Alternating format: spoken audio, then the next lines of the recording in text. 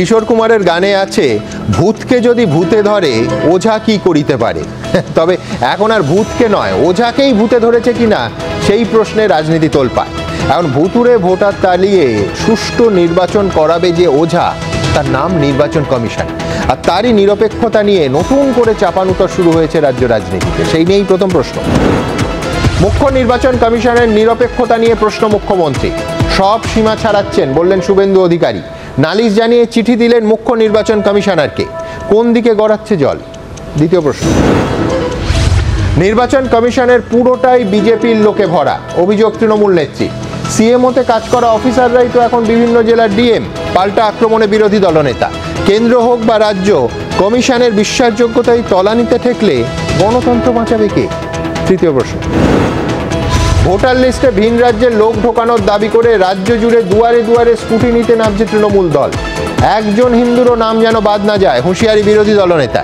ভুতুড়ে ভোটার বিতর্ক শেষমেশ কি এসে দাঁড়াচ্ছে ওই হিন্দু মুসলমান মেরুকরণে? চতুর্থ প্রশ্ন। গতকাল নেতাজি ইন্ডোরের সভায় বিরোধী দলনেতাকে বেঈমান বলে আক্রমণ অভিষেক বন্দ্যোপাধ্যায়। পাল্টা চোর ডাকাত বলে সুর চড়ালেন শুভেন্দু অধিকারী। ভোটের এক বছর আগে থেকেই নেতারা এই সুরে কথা বললে কি বার্তা যাবে সাধারণ কর্মীদের কাছে? এগুলো হচ্ছে নির্বাচনের আগে যখন বুঝতে পেরেছেন যে উনি এবারের নির্বাচনে বিজেপি যদি নাও চায় তাহলেও জিততে পারবেন না, কারণ উনি যে জায়গায় নিয়ে চলে গিয়েছেন। 2021-এর আগেও সজলদের এই আত্মবিশ্বাস ছিল।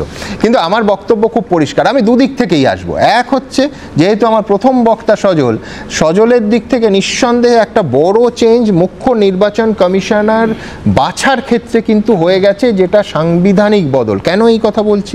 সেটা হচ্ছে, আগে প্যানেলে কারা থাকতেন প্রধানমন্ত্রী, লোকসভার বিরোধী দলনেতা এবং সুপ্রিম কোর্টের প্রধান বিচারপতি। এইখানে পাল্টে গেল, বিল পাশ করে মোদী সরকার প্যানেল থেকে প্রধান বিচারপতিকে সরিয়ে দিলেন।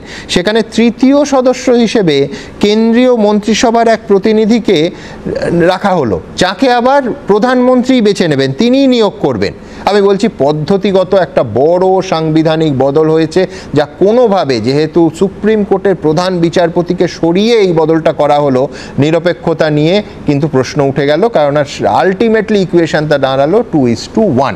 আমি নিঃসন্দেহে নির্বাচন কমিশনের দিকে আগে থেকে আগুন তোলার বিষয়ে আরও বিস্তারিত ব্যাখ্যায় আসবো, কিন্তু তার আগে এই বদলটা কতটা গণতান্ত্রিক এই প্রশ্ন কিন্তু উঠবে। দেখুন, আমি অন্য রাজ্য এবং কংগ্রেসের দিকেও যাব, কিন্তু তার আগে কেন বললাম যে নির্বাচন কমিশনকে তীব্র আক্রমণ করা নিঃসন্দেহে রাজনীতিবিদদের ট্র্যাডিশন, বিশেষ করে যারা শাসকের আসনে থাকে।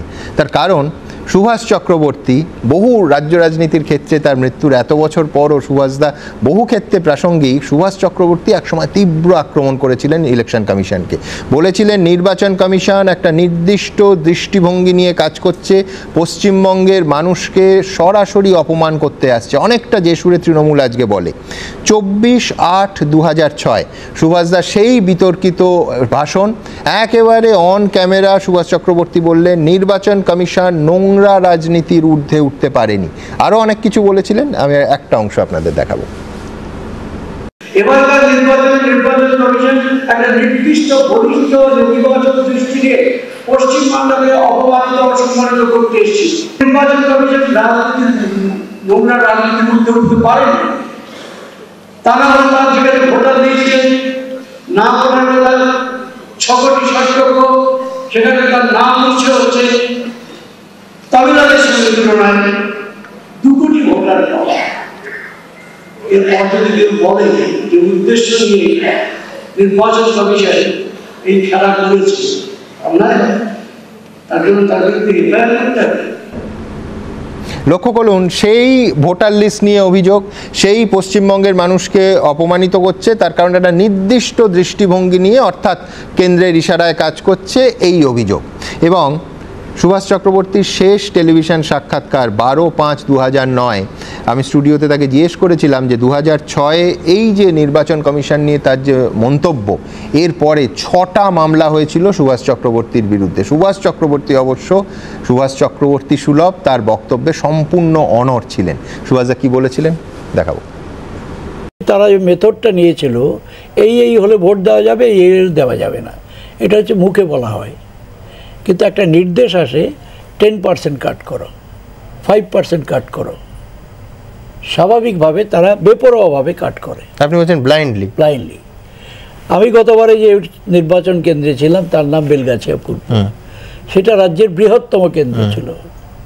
আমার কেন্দ্র থেকে 55,000 ভোটের নাম কেটে দেওয়া হলো। যে ঢালাও নির্দেশনামা দেওয়া হয়েছে এটার মধ্যেই মানে ট্রান্সপারেন্সি নেই। তার ফলে এই যে 2006 নির্বাচন হয়ে গেল, নির্বাচনে আমি কিছু কথাবার্তা বলেছিলাম যেটা ওদের সঙ্গে মেলেনি। আমার মামলাও আছে, 6টা মামলা এখনো চলছে আমার। আমি মামলাকে ভয় পাই না। আবার বলছি 6টা মামলা চলছিল এবং সুভাষ চক্রবর্তী তার বয়ান পাল্টাননি। আমি এই জায়গা থেকে রাজনীতিবিদ এবং নির্বাচন কমিশনের এই যে আক্রমণ প্রতি আক্রমণ, বিশেষ করে শাসকের আসনে থাকলে, রাজ্যের শাসক হলে সেই যে আক্রমণ প্রতি আক্রমণের সম্পর্কটা সেটা কি চিরকালীন? তার কারণ তার আগে আমরা দেখেছি টিএন সেশন যখন এপিক কার্ড নিয়ে গোটা ভারতবর্ষে একবারে ঝড় তুলে দিয়েছেন, এই রাজ্যের তৎকালীন মুখ্যমন্ত্রী জ্যোতি বসু তাকে মেগানোম্যানিয়াক বলেছিলেন। আমি শতরূপের কাছে আসবো। শতরূপ, তুমি যদি শুধু ব্যক্তিকে সরিয়ে দাও, আক্রমণের ধরন, আক্রমণের ঝাঁজ, আক্রমণের শব্দ এবং অবশ্যই লক্ষ্য নির্বাচন কমিশন একই রকম লাগলো না? হ্যাঁ, অনেকটাই একই রকম লাগলো, খালি একটা জায়গাতেই তফাৎ আছে। রাজনৈতিক এই অবস্থান যেমন নেওয়া হয়েছিল, সুভাষদা বা জ্যোতিবাবু নিয়েছিলেন, গভর্নমেন্টের জায়গা থেকে একটা প্রশ্নে ইলেকশন কমিশনের সাথে অসহযোগিতা করা হয়নি। আমি তোমাকে একটা তার কংক্রিট এক্সাম্পল দিচ্ছি। এটা ছিল দ্য সেন্ট্রাল ইলেকশন কমিশন। 2008-এ যখন স্টেট ইলেকশন কমিশন বলেছিল যে কেন্দ্রীয় বাহিনী দিয়ে পঞ্চায়েত ভোট হোক, আমাদের অ্যাপয়েন্টেড স্টেট ইলেকশন কমিশন কেন্দ্রীয় বাহিনী দিয়ে পঞ্চায়েত ভোট হয়েছিল। স্টেট ইলেকশন কমিশনকে আমাদের সরকারের বিরুদ্ধে আদালতে যেতে হয়নি। আর মীরাবান্ডের সময় আমরা কি দেখেছিলাম? মমতা বন্দ্যোপাধ্যায়েরই বসানো ইলেকশন কমিশনার পশ্চিমবাংলার, তাকে আদালত অবধি ছুটে রাজ্যের সরকারের সঙ্গে লড়াই করে কেন্দ্রীয় বাহিনী আনতে হয়েছিল। আমি এই জায়গাটায় বলছি, দেখো রাজনৈতিক তো আমার একটা অবস্থান থাকবেই, কিন্তু আমি যখন সংবিধান ছুঁয়ে শপথ নিয়ে একটা সরকার চালাচ্ছি, আমার সরকারটা একেবারে আমার দলীয় পয়েন্ট অফ ভিউ থেকে চলবে, নাকি তার সরকারের একটা নিরপেক্ষতা থাকবে বা বিভিন্ন রাষ্ট্রের বিভিন্ন শাখাকে সে সম্মান করবে? এই একটা জায়গাতে বোধহয় একটু সূক্ষ্ম তফাৎ চাইলে আমরা পাবো। আমি কতগুলো কথা বলছি সুমন্ত, দেখো আমার এই আলোচনার বক্তব্য শেষ হলে ঠিক উল্টো দিকে আমি আরেকটা ছবি দেখাবো, তার আগে এই সময়টা এক্সট্রা চাই কিন্তু আমার।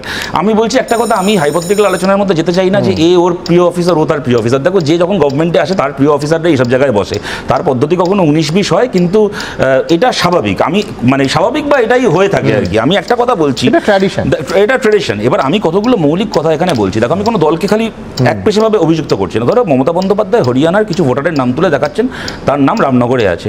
হতেই তো পারে হরিয়ানার কোনো মানুষ যদি পশ্চিমবাংলায় সেটেল করে যান, তাহলে সেখান থেকে তার নাম কাটা যাবে এবং পশ্চিমবাংলায় তার নাম উঠবে।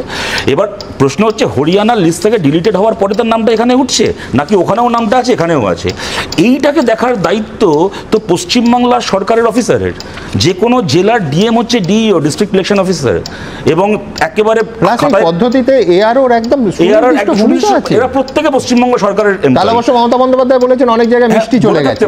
এবার মিষ্টির বিনিময়ে যদি তার অ্যাডমিনিস্ট্রেশন অন্যরকম করে, খেয়ে যদি উনি সরকারি চাকরি বিক্রি করতে পারেন, তো ওনার এআরওরা 2-4টে একটু মিষ্টি কেন গুজিয়া, মানে গুজিয়া বা বোঁদের মতো সস্তা মিষ্টি খেয়েও মোটামুটি নাম তুলে দেবে, তো অসুবিধা কিছু নেই। কোনো রাজ্যে যদি মিষ্টি খেয়ে কাজ করার কালচার শুরু হয়ে যায়, তাহলে সে কাজ সবাই করবে। আমি বলছি এইটা দেখার দায়িত্ব কিন্তু পশ্চিমবাংলা সরকারের অফিসারদের। এক, দ্বিতীয় কথা সুমনদা, আমরা দীর্ঘদিন ধরে এই দাবিটা করে আসছি ইলেকশন কমিশনের কাছে। এটা পদ্ধতির জায়গা থেকে। মনে করো কোনো মানুষ মারা গেলেন, কেমন তার ডেথ সার্টিফিকেট কোথা থেকে ইস্যু হয়? হয় মিউনিসিপ্যালিটি থেকে, অথবা কর্পোরেশন থেকে, অথবা পঞ্চায়েত থেকে। তিনি যে এলাকার মানুষ সেই অনুযায়ী। এগুলো প্রতিটা সরকারি দপ্তর। তাহলে কোনো একজন মানুষ মারা যাওয়ার পরে তার ডেথ সার্টিফিকেট ইস্যু করছে যে সরকারি দপ্তর, সেই সরকারি দপ্তর সেই মুহূর্তে সেই নামটা কেন ইলেকশন কমিশনে পাঠিয়ে দেবে না লিস্ট থেকে ডিলিট করার জন্য? এটা আমাদের একটা মৌলিক প্রশ্ন। আমরা 10 বছর ধরে দাবিটা করছি। আমাদের এর মধ্যে কোনো ভুল আছে আমাদের দাবিটার মধ্যে? 3 নম্বর কথা বলছি, দেখো আজকে দেখছিলাম ববি হাকিম বলছেন নাকি উনি এবার জঞ্জাল সাফাই করতে নামবেন, ফলস ভোটার ধরতে নামবেন। 33,000 ফলস ভোটারের নাম আমরা খালি কলকাতা পুরসভার অন্তর্গত আমরা জমা দিয়ে এসেছি, 33,000, এবং তার একটা বড় অংশ ডিলিটেড হয়েছে। যাদের জাল ভোটে ববি হাকিম কলকাতার মেয়র হয়েছেন বা এখন এমএলএ মন্ত্রী হয়েছেন। আমি কথাটা এই কারণে বলছি সুমন্ত, দেখো একটা রাজনৈতিক দল তো করি, আমরা সবাই কম বেশি ভোটার লিস্টে স্ক্রুটিনি ইত্যাদি করি, কিন্তু বলো তো আমার পাড়ায় কে মারা গেছেন সেটা আমি স্ক্রুটিনি করে দিয়ে আসতে পারি। এবার তার নাম হরিয়ানায় আছে না কাশ্মীরে আছে, আমি কোত্থেকে গিয়ে দেখে আসবো? কোনো একটা জায়গায় তো মানে রাজনৈতিক দল নিশ্চয়ই চেষ্টা করবে, আমি এটা সব দলের পক্ষ থেকে বলছি, কিন্তু কোনো একটা জায়গায় তৃণমূল যে স্ক্রুটিনির কাজটা কাল থেকে শুরু করছে তাতে তোমাদের সমর্থন আছে? না, আমি সমর্থন অসমর্থন আমি বলছি এটা ইনকমপ্লিট। কেন বলছি? তৃণমূলের কোনো কর্মীর ঠাকুরদার ক্ষমতা আছে যে যার নামটা আমি এখানে দেখছি নতুন ঢুকেছে, তার নামটা গুজরাট থেকে ডিলিটেড হয়েছে কিনা, গুজরাটে গিয়ে কি তামিলনাড়ু থেকে দেখে আসেন? আমি জাস্ট একটা মিনিট চাইছি কাইন্ডলি। সুতরাং আমি তোমাদের বলি, ইলেকশন কমিশন একটা সফটওয়্যারের কথা ইদানিং বলেন যে ইআরও নেট 2 বলে। আগেই ডিলিশন ইনক্লুশনটা বছরের কিছু কিছু সময় সময় করা যেত, এখন সারা বছর ধরেই করা যায়। ইআরও নেট টু এই সফটওয়্যারটা দিয়ে নাকি মাল্টিপল এন্ট্রি ডিটেক্ট করা হয়, কিন্তু আমরা দেখছি সেটা এতটাই হচ্ছে ইনঅ্যাডিকুয়েট বা এতটাই হচ্ছে ইনএফিশিয়েন্ট যে তারপর এরকম হাজারে হাজারে মাল্টিপল এন্ট্রি থাকছে, ডিটেক্টেড হচ্ছে না। কেন ইলেকশন কমিশন এটাকে আপডেট করবে না? আর আমার লাস্ট একটা কথা এই প্রসঙ্গে তোমায় বলি, দেখো একটা বোঝার ব্যাপার রয়েছে। তো এই ক্ষেত্রে তুমি দেখবে এই ফলস ভোটারের এন্ট্রিটা কিরকম ইন্টারেস্টিং। মালদা মুর্শিদাবাদের লোকের নাম বারুইপুরের ঢোকানো।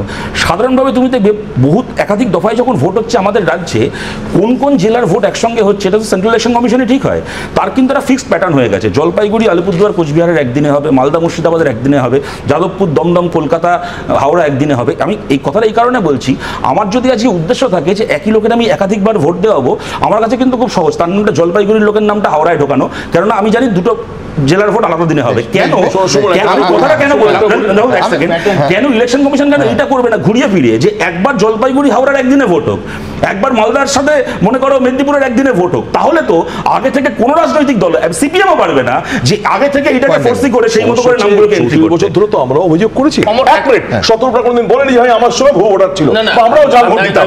আজকে দিনে মমতা বন্দ্যোপাধ্যায় বলছে ভুয়ো ভোটার আছে, তার প্রবলেম কোথায়? আধার এবং এপিক লিংক করে রেশন দোকানের মতো বায়োমেট্রিক মেশিন দিয়ে পশ্চিমবাংলার নির্বাচন করতে হবে, এটা জনগণের দাবি। আচ্ছা, বিষয়টা কি এইরকম যে জিতলে নির্বাচন কমিশন ভালো, কিন্তু হারলে নির্বাচন কমিশন খারাপ? কারণ যুগে যুগে রাজ্যে রাজ্যে এইটাই তো দেখে আসছি।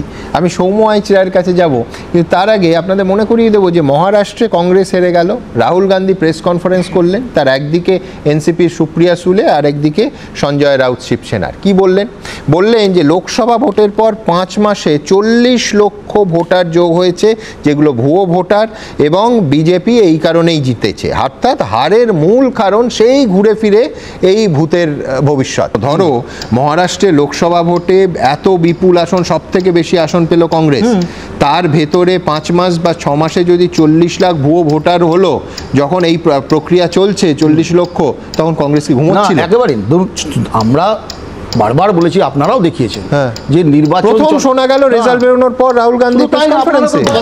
দুটো কথা বলছি। প্রথম কথা হচ্ছে, আমি ধরে নিচ্ছি কংগ্রেস ঘুমোচ্ছিল, কেমন সিপিএম ঘুমোচ্ছিল, গোটা বিশ্ব সংসার ঘুমোচ্ছিল। এবার ভারতের ইলেকটোরাল রোলের স্যাংটিটি কি কোন রাজনৈতিক দল ঘুমোচ্ছে আর কে জেগে আছে তার উপর নির্ভর করবে, নাকি ইলেকশন কমিশনের একটা ফুল প্রুফ সিস্টেম থাকবে?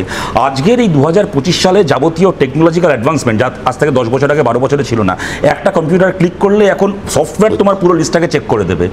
আজকের তারিখে এটা কি করা যায় না, নাকি করা যায় কিন্তু করা হচ্ছে না? এক।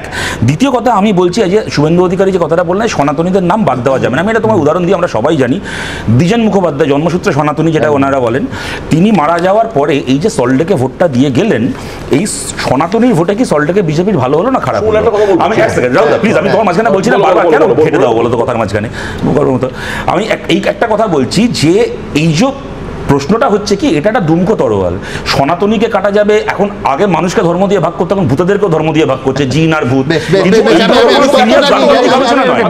দাঁড়াও না, একটা তথ্য দিচ্ছি। 2021-এ এটা বিজেপির ক্ষেত্রে সত্যি, 2016-তে আমাদের ক্ষেত্রে সত্যি। তুমি দেখবে একটা জেনারেল ফিচার, বিশেষ করে যে সিটগুলো মার্জিনাল, 5-7 হাজার ভোটের এদিক ওদিকে তৃণমূল জিতেছে, বেশি বুথ দেখবে বিরোধীরা জিতেছে। 21-এ বেশি বুথ বিজেপি জিতেছে একই বিধানসভা কেন্দ্রে, 16-এ বাম কংগ্রেস জোট জিতেছে। কম বুথ তৃণমূল জিতেছে, কিন্তু যেখানে জিতেছে সেখানে একটা পাগলের মতো মার্জিন, 80%, 85% ভোট।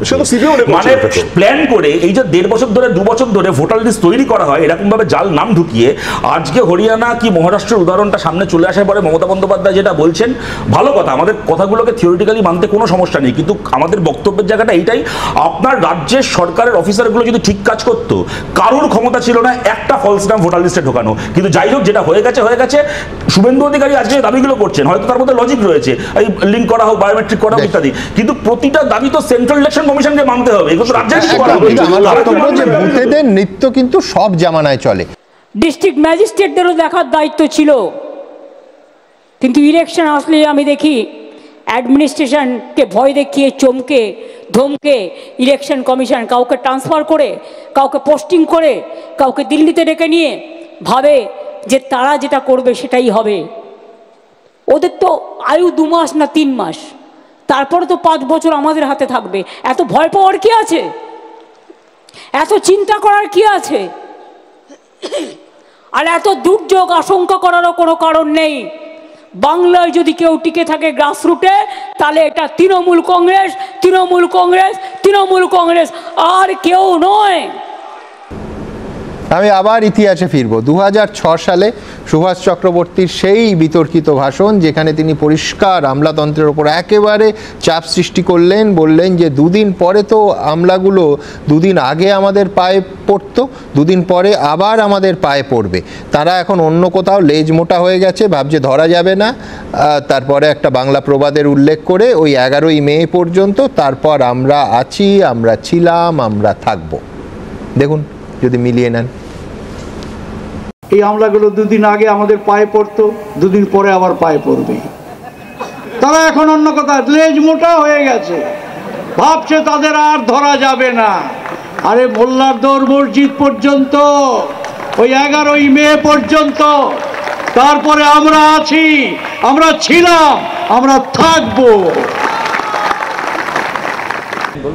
2006-2025 মাঝখানে 20 বছরের ব্যবধান, কিন্তু লক্ষ্য করে দেখুন শাসকের স্বর একেবারে এক। সবার কাছে যাবে বলেছে, সবার কাছে যাবে। বলছি যে এর আগে আমি একটা উদাহরণ দিলাম মীরা পান্ডের, আমি আর একটা উদাহরণ দিই যেটা সুভাষ চক্রবর্তী কি বুদ্ধদেব ভট্টাচার্য জ্যোতিবাবুর সময় পাওয়া যাবে না, তা হচ্ছে সুশান্ত উপাধ্যায়, আবার মমতা বন্দ্যোপাধ্যায় নিয়োগ করা ইলেকশন অফিসার।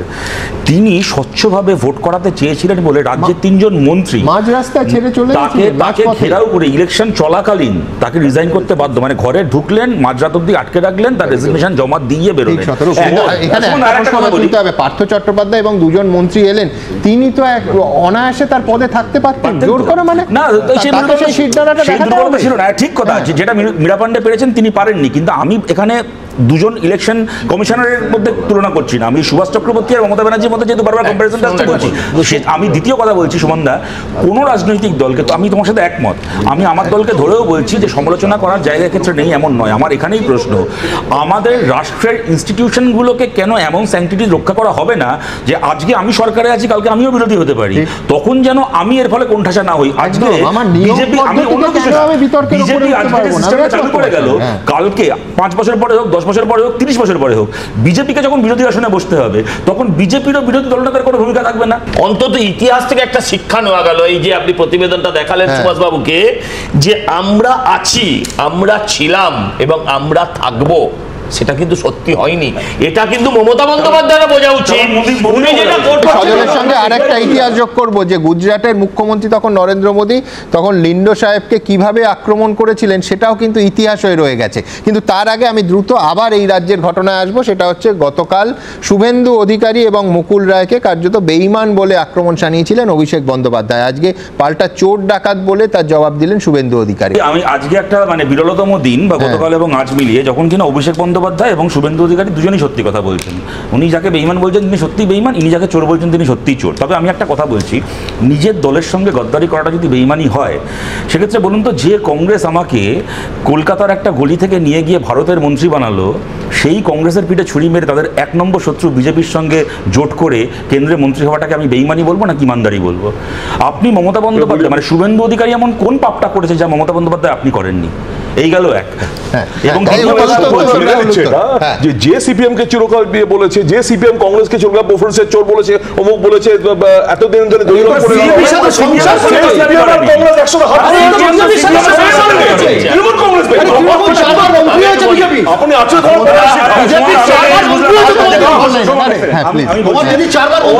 আমি বলছি যে মমতা বন্দ্যোপাধ্যায় কংগ্রেস ছেড়ে গেছিল, তার পাল্টাও কি বলতে চাই সিপিএম ছেড়ে গেছে? আমি বুঝতে পারলাম না কথাটা। যে সিপিএম বলার সময় যখন বলতে দেয় তখন ঠিক করে বলতে পারো না, অন্য সময় কথা মনে পড়ে। আমি পরিষ্কার এই কথাটা বলছি, রাজনৈতিক পক্ষ বদলটা যদি বেইমানি হয়ে থাকে তাহলে শুভেন্দু অধিকারী এটা আপনার কাছ থেকেই শিখেছে। এবং দ্বিতীয় কথা হচ্ছে, আমরা সবাই ওই দৃশ্য দেখেছি সুমানদা, অভিষেক বন্দ্যোপাধ্যায় সজলদা ঠিক কথা বলেছে, মমতা বন্দ্যোপাধ্যায় হাতে পতাকা তুলে দিয়েছিলেন এবং পতাকাটা উনি দেওয়ার পরে তো মুকুল রায়কে প্রথম জড়িয়ে ধরেছিলেন অভিষেক ব্যানার্জি। এবং আমি বলছি সুমনদা, এটা খুব রং এক্সাম্পল। ধরো রাহুল দা, ও খারাপ সময় 2021-এর আগে যখন তৃণমূল হাঁটতেও পারে এরকম পরিবেশ, ও তৃণমূল করে গেল, ও আজকে এখানে বসে আছে। আর যে লোকটা তৃণমূলের বিরুদ্ধে ভোটে লড়াই করলো, সেই বাবুল সুপ্রিয় এখন ক্যাবিনেটে মন্ত্রী হয়ে বসে আছে। সুতরাং এই ঘটনা দাঁড়িয়ে